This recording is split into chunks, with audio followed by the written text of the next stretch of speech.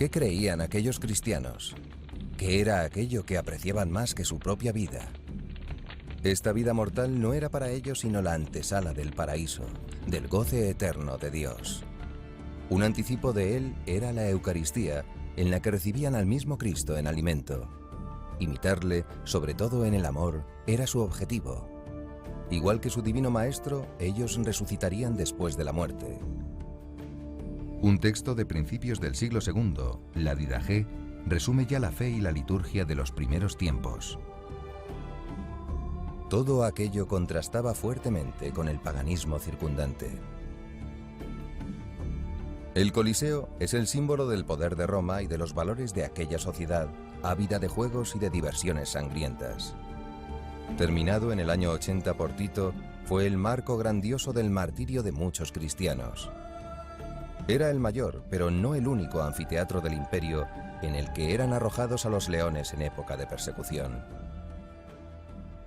La virulencia y la duración de las persecuciones varió según épocas y regiones. Sembraron un reguero de sangre a lo largo de los 3 primeros siglos, aunque no de una manera continuada. Aquellos cristianos eran pacíficos, no conspiran contra el poder. ¿Por qué pues se les persigue? El principal motivo es la negativa de los cristianos a participar en los ritos del culto imperial. Rehusar era delito de lesa majestad.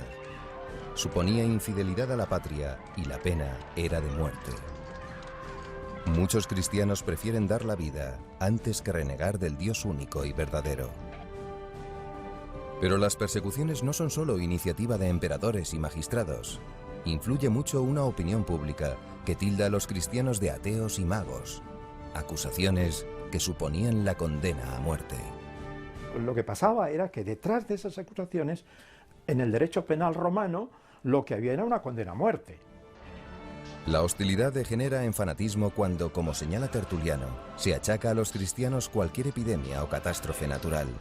Se ha desbordado el Nilo, los cristianos a los leones. Ha habido un terremoto en tal sitio, los cristianos a los leones. O sea que era como una especie de chivo expiatorio porque los cristianos eran los culpables, cuando realmente no tienen nada que ver. Lo que sí tenía que ver con esas calumnias era la vida virtuosa de los cristianos.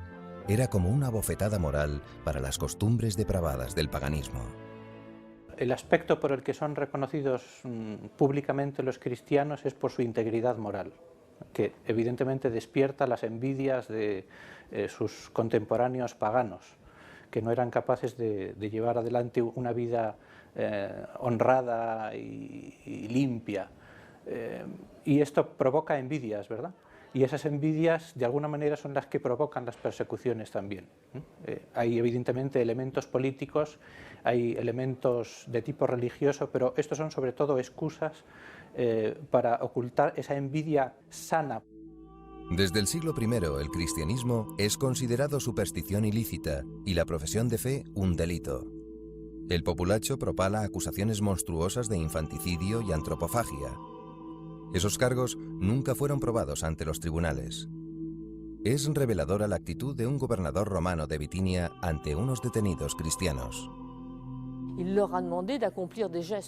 Les pidió realizar gestos de culto ante las estatuas de los dioses a las que habían añadido la estatua del emperador Trajano, entonces en el poder.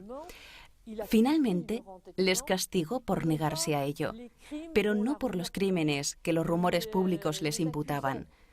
Esos crímenes horribles de matar niños, de comerse su carne, de tener costumbres dudosas, etc.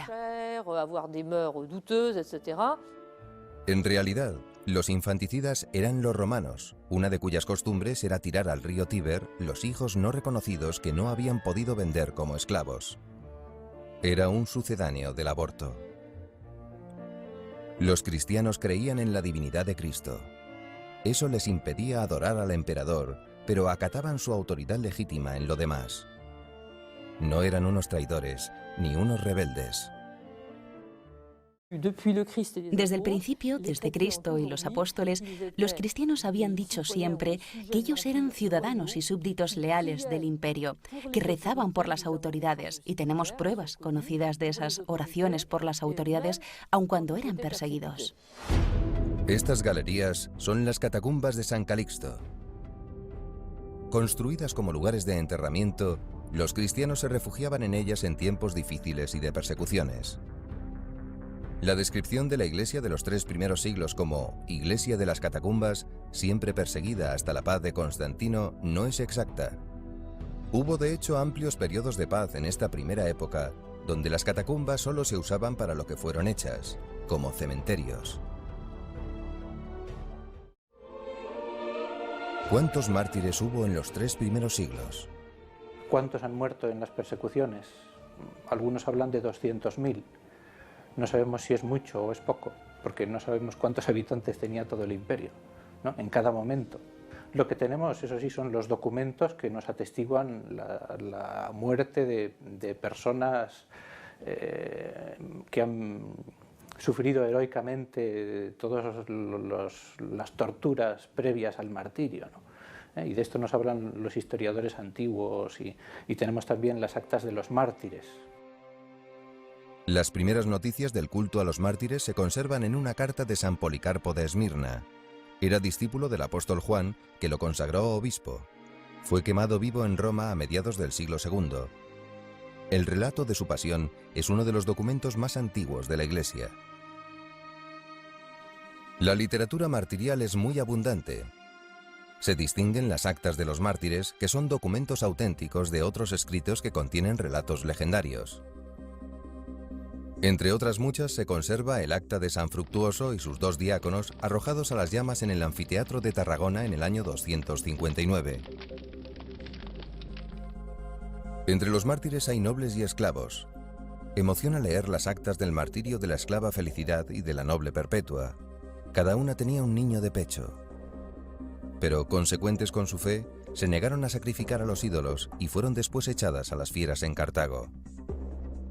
Cuando son llevados a la cárcel por primera vez, Perpetua y sus compañeros no son todavía cristianos, no han sido bautizados, son solo catecúmenos y sin embargo se reconocen como cristianos y viven heroicamente.